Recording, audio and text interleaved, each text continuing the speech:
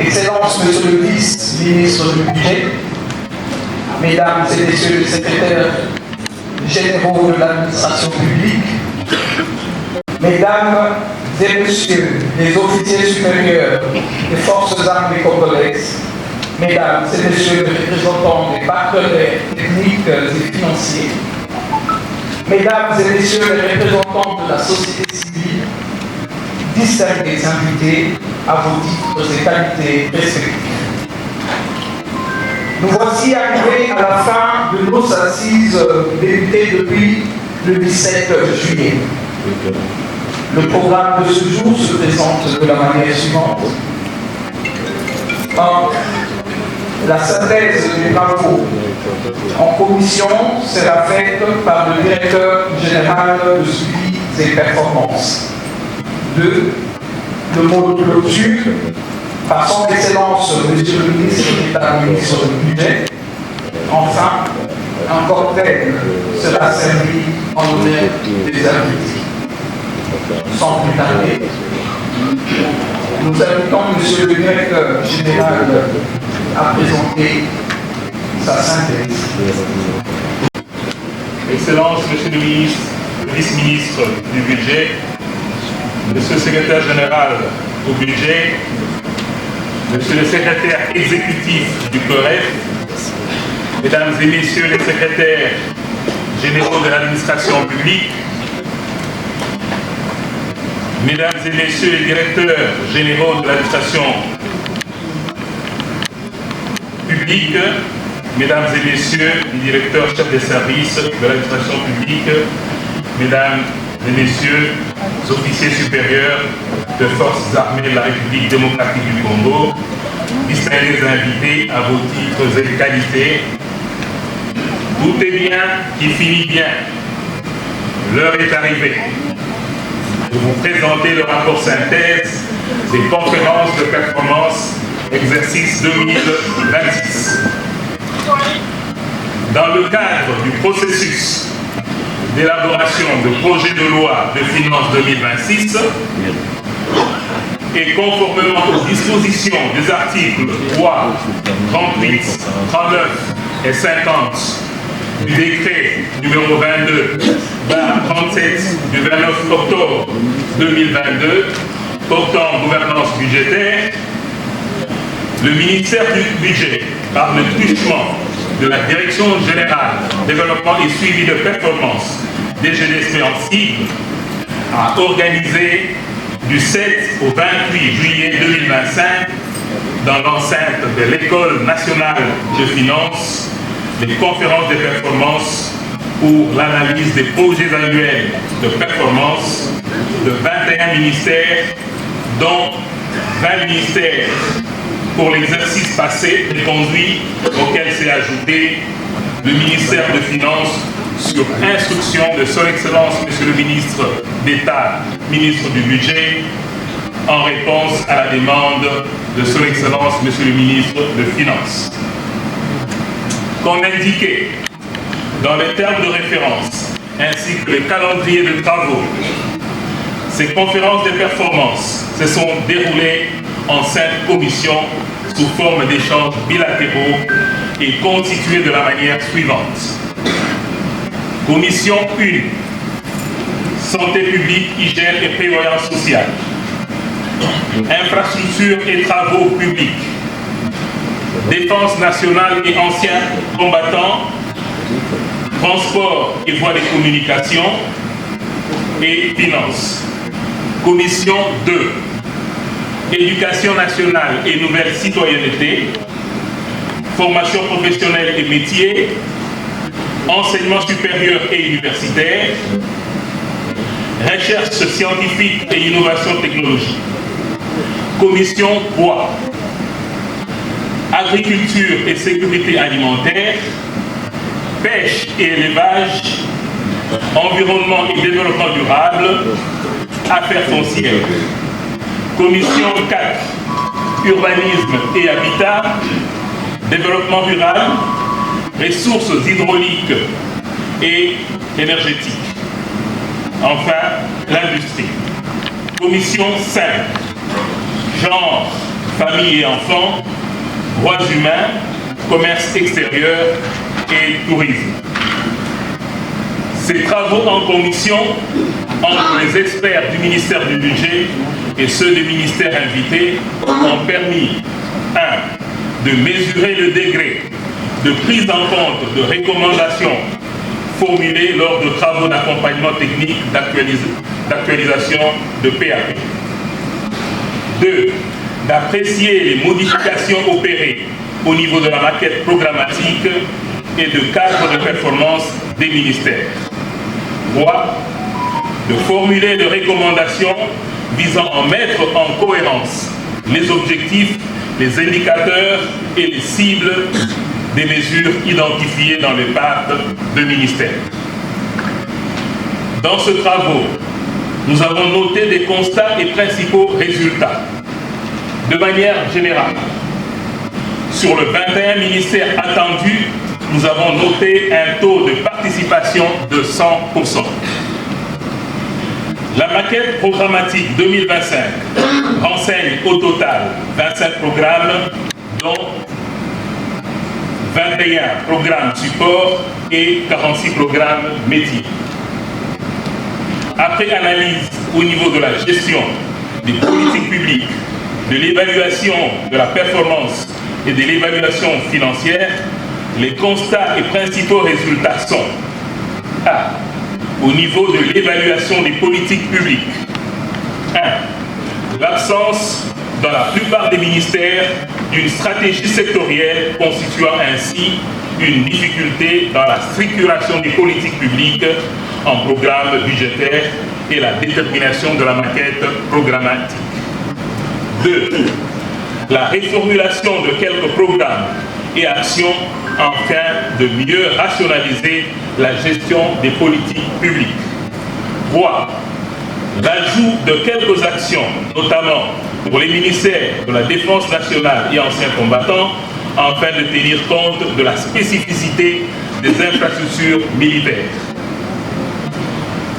Au niveau de l'évaluation de la performance, nous avons retenu 2 points. La réduction du nombre des objectifs le plus représentatif du ministère à moins de 5 pour se conformer à la circulaire numéro 4 contenant les instructions relatives à l'élaboration de la loi de finances 2026. La réformulation, la modification, l'ajout ou la suppression selon les cas de quelques objectifs et indicateurs de performance dans certains ministères. À ce sujet, il y a lieu de noter, dans ce qui concerne le ministère de la Santé, tous les objectifs ont été modifiés pour se conformer au plan stratégique national de la couverture santé universelle et au plan décennal 2024-2023 de l'agenda 2063 de l'Union africaine, soulignant cependant que ce changement reste un souci pour la conformité à la planification et la budgétisation en mode programme. 3. La présence de plusieurs indicateurs non chiffrés ou chiffrés, mais ne représentant pas les fréquences des efforts fournis pour atteindre la performance. 4. La non-intégration des années et des valeurs de référence dans la quasi-totalité de cadres de performance des programmes. 5. La présence des indicateurs des produits en lieu et place des indicateurs d'effet et d'impact. 6. La faible présence des indicateurs genre et vert. 7. L'absence de fiches d'indicateurs pour certains ministères. Au niveau de l'évaluation financière, de manière générale, il a été constaté que la plupart des sectoriels n'ont pas respecté les formats indiqués dans le guide PAP-RAP, dans la présentation de tableaux qui présentent les coûts au niveau des ministères, du programme et de l'action. Il en est ainsi de tableaux des ASCP, de plan de passation de marché prévisionnel et de plan de travail annuel.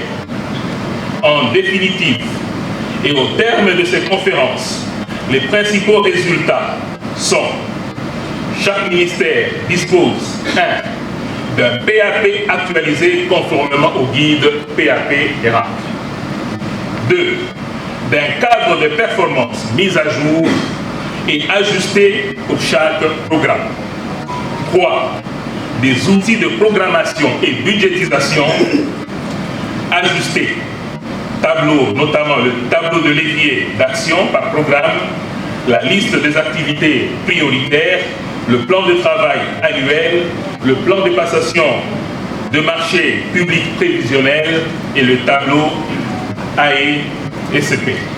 Par ailleurs, à travers ces travaux, les capacités techniques de délégués de 21 ministères ont été renforcées. Concernant les leçons apprises, au regard des constats si hauts, quelques leçons ont été apprises. 1. Les programmes budgétaires et les actions doivent être structurés en fonction de la finalisation de la politique publique et non en fonction des structures administratives. 2. Les programmes budgétaires doivent être limités au maximum à 5 pour éviter une gestion lourde et une dispersion de responsabilités et des ressources budgétaires. 3. Le périmètre de chaque programme ou action doit être conforme aux services qui concourent à sa mise en œuvre. 4. Un programme budgétaire ne doit pas être mis en œuvre par un opérateur de l'État, mais par un service normatif. 5. Les objectifs les plus représentatifs du ministère doivent être limités à 2 ou 3, alors que ceux du programme doivent se limiter à 3, avec 3 indicateurs au maximum pour son évaluation. 6. Les objectifs et les indicateurs d'opérationnalisation doivent être exclus au niveau du programme. Seuls les objectifs stratégiques et les indicateurs de performance, d'effet ou d'impact doivent être retenus. 7. Le coût contenu dans le PAP doit être conforme aux prévisions budgétaires contenues dans les projets de loi de finances. 8. Les outils de programmation et de budgétisation doivent être présentés en tenant compte de la contrainte budgétaire indiquée dans le CDMT 2026-2028. Comme perspective d'avenir, Excellence, Monsieur le ministre d'État, Excellence, Monsieur le vice-ministre du Budget, au terme de ces travaux, il y a lieu d'envisager 1. L'organisation de la revue qualité des PAP. 2. La poursuite de travaux d'accompagnement technique des sectoriels. 3. La mise en place d'un cadre de concertation et de mutualisation entre le ministère du Budget et le sectoriel pour poursuivre les échanges dans le cadre de l'instauration de la démarche de performance. L'organisation des ateliers de renforcement des capacités techniques. En conclusion, les conférences de performance pour l'exercice 2026 ont connu une implication totale et se sont déroulées dans un climat de sérénité et de convivialité. Elles ont par ailleurs permis aux participants de partager des bonnes pratiques en mettant en exergue les faiblesses de la gestion du budget de moyens dont le seul but est de faire fonctionner les services sans rendre compte des résultats obtenus. C'est ici l'occasion pour moi de réitérer mes remerciements au comité de pilotage et d'orientation de réforme des finances publiques pour son appui technique et financier à ce travail. Avant de clore mon propos, permettez-moi de me tourner vers son Excellence, Monsieur le ministre d'État, ministre du Budget, Aimé Boji Sangara, pour lui adresser ce quelques mots. Excellence, Monsieur le ministre d'État, acceptez respectueusement que nous puissions vous qualifier ainsi que son Excellence, Monsieur le Vice-ministre, ici présent, des meilleurs pilotes et commandants de bord de la performance. Mesdames et messieurs, en effet, plus de 10 ans après son décollage en 2011, l'avion qui portait à son bord la loi relative aux finances publiques, la LOFIP, n'a pu atteindre sa vitesse de croisière qu'avec l'arrivée de votre équipe. L'histoire, vos contemporains, les générations futures retiendront que c'est sous votre leadership que votre équipe a pu 1. Obtenir la révision de la LOFIP, introduisant ainsi la notion de découpage des ministères en programmes budgétaires. Le PAP, le PER prévisionnel, le PETER provisionnel, le PPM prévisionnel. 2. La signature du décret portant gouvernance budgétaire. À ce sujet, et pour emprunter les termes du secrétaire général, du secrétaire exécutif du COREF, mémoire active de la réforme des finances publiques, vous avez trouvé dans les tiroirs du ministère du Budget ce projet qui portait déjà de la poussière, de la moisissure. Vous l'avez enrichi, présenté, défendu dans les différentes commissions gouvernementales et au Conseil de ministres. Soit plus de 10 ans après, finalement, aujourd'hui, nous avons le décret portant gouvernance budgétaire. 3. L'organisation des premières conférences des performances, une des étapes essentielles du processus d'élaboration de la loi de finances. 4. La consécration du PAP comme un des annexes qui accompagne le projet de loi de finances au Parlement. 5. La signature de l'arrêté interministériel mettant en place un comité de suivi du budget programme. 6. L'élaboration de quelques outils essentiels pour la migration au budget programme, à savoir le guide d'élaboration du budget programme, le guide d'élaboration du PAP-RAP, le guide et charte de gestion. 7. L'élaboration pour la toute première fois des RAP de 4 ministères éligibles à la déconcentration de l'ordonnancement, consacrant ainsi la rédévabilité, qui seront déposés prochainement au Parlement en annexe de la loi portant reddition de comptes. Excellences, Messieurs les ministres d'État, vos empreintes indélébiles. Je disais que pour ces empreintes indélébiles, acceptez, Excellences, que les experts ici présents, qui participent depuis 3 ans aux conférences de performance, voyant comment l'avion a repris son envol, de vous surnommer le champion de la réforme budgétaire. J'ai dit... Députés et sénateurs, Excellences, Monsieur le Vice-ministre du Budget, chers collègues, Mesdames et Messieurs les secrétaires généraux de l'administration publique, Monsieur le secrétaire général du COREF, Messieurs les directeurs généraux et directeurs de l'administration publique, distingués invités en vos qualités et titres respectifs. Nous voici au terme de conférence de performance exercice 2026. Je voudrais encore une fois, au nom de son Excellence, Madame la Première ministre chef du gouvernement, adresser mes vifs remerciements à vous tous et particulièrement aux délégués des 21 ministères, dont les 20 reconduits cette année, auxquels s'est ajouté, comme l'on a dit, Monsieur le DG, le ministère des Finances, qui ont tous participé de manière active aux travaux en atelier au Centre d'excellence de l'École nationale des finances. Mesdames et messieurs, distingués invités,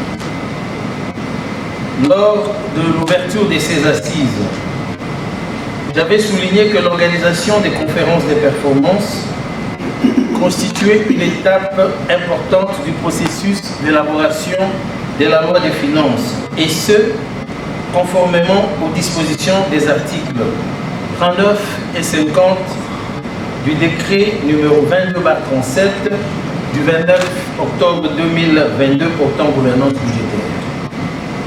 Par la même occasion, j'avais rappelé l'objectif général poursuivi, à savoir, je cite, « concentrer l'attention des décideurs, des gestionnaires et des agents publics sur l'amélioration de la qualité des politiques publiques découpées en programmes dans le but d'atteindre les résultats au moyen des objectifs et indicateurs de performance prédéfinis ». Fin de citation. Ces conférences visaient ainsi à orienter les choix budgétaires par la validation des cadres de performance, des projets annuels de performance, afin d'orienter le processus budgétaire de l'exercice 2026. Au vu du rapport synthèse qui vient d'être lu, je note que les débats et échanges ont été fructueux et enrichissants et se sont déroulés dans un climat de sérénité et de convivialité au sein des 5 commissions constituées pour la cause. Ce qui me permet de croire que les objectifs ainsi que les résultats attendus de ces conférences ont été de manière générale atteints, spécialement en ce qui concerne l'actualisation et l'adoption. L'actualisation et l'adoption, je disais, des stratégies sectorielles, de la maquette programmatique par secteur, cela vient de nous être rappelé, du cadre de performance par programme du ministère, des fiches, des indicateurs, du tableau des activités et leviers d'action du programme, de la liste des activités prioritaires, des tableaux des autorisations d'engagement et crédits de paiement, du plan de passation des marchés publics provisionnels par programme et du plan de travail annuel.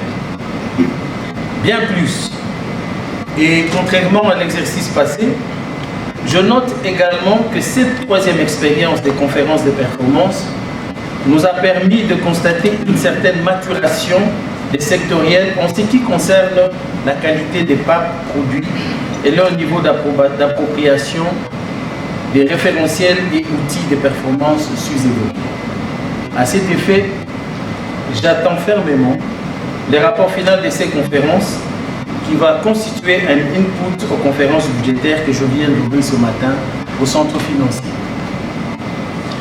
Honorables députés et sénateurs, mesdames et messieurs, distingués invités, tout en félicitant l'ensemble des participants qui ont respecté les échéances et fourni des documents de qualité en veillant à la cohérence entre les actions programmées, les indicateurs de performance et les ressources demandées, il est important de reconnaître que des défis subsistent, notamment l'insuffisante culture de l'évaluation des politiques publiques et des recommandations ont été formulées à cet effet, la faible disponibilité des données statistiques, un effort à fournir au niveau du gouvernement en général, et les besoins de renforcement des capacités des gestionnaires de crédit et des unités de pilotage de la performance. Je voudrais noter également, en guise de recommandation, et très important, le besoin d'une structure ou d'un mécanisme permanent de collaboration et de renforcement des capacités des différents cadres qui interviennent dans cet exercice. Le gouvernement, à travers le ministère du Budget, reste déterminé à poursuivre les efforts de renforcement des compétences, de digitalisation des outils de gestion et d'instauration d'une véritable culture des résultats. Avant de terminer mon propos, je voudrais réitérer mes hommages à son Excellence Monsieur le Président de la République, chef de l'État, Félix Antoine Tshisekedi Tshilombo, pour son leadership visionnaire en ce qui concerne particulièrement la réforme des finances publiques. Je remercie sincèrement tous les participants, les cadres du ministère du Budget, les partenaires techniques et financiers, les membres de la société civile et tous ceux qui ont contribué à la réussite de ces assises. Je voudrais également remercier Monsieur le DG pour ces gentils mots à notre endroit, mon vice-ministre et moi-même. Et nous acceptons avec beaucoup d'humilité le surnom de ministre réformateur. C'est ça? Champion de la réforme. Je pense que nous avons tous des responsabilités devant l'histoire. Et lorsque Dieu vous donne l'opportunité d'agir, il faut agir. Vous apportez votre pierre à l'édifice et les autres pourront toujours poursuivre. Après, je ne suis pas en train de prêcher ici, mais je laisse pour que nous puissions continuer et mener à bon port cette réforme importante. Mais vous êtes, vous, les premiers réformateurs. Les véritables champions, c'est vous ici, les experts, qui, pendant des heures et des journées entières, vous attelez à rendre cette réforme applicable et utile à la République. Et je crois que c'est vous plutôt qui méritez ce titre. Nous, on ne fait que vous accompagner et bien sûr donner des orientations pour que nous puissions cheminer dans cette direction qui nous est montrée par l'autorité suprême, le président de la République. Sur ce, je déclare clos les travaux des conférences de performance pour l'exercice 2026 et je vous remercie sincèrement pour tous les efforts fournis.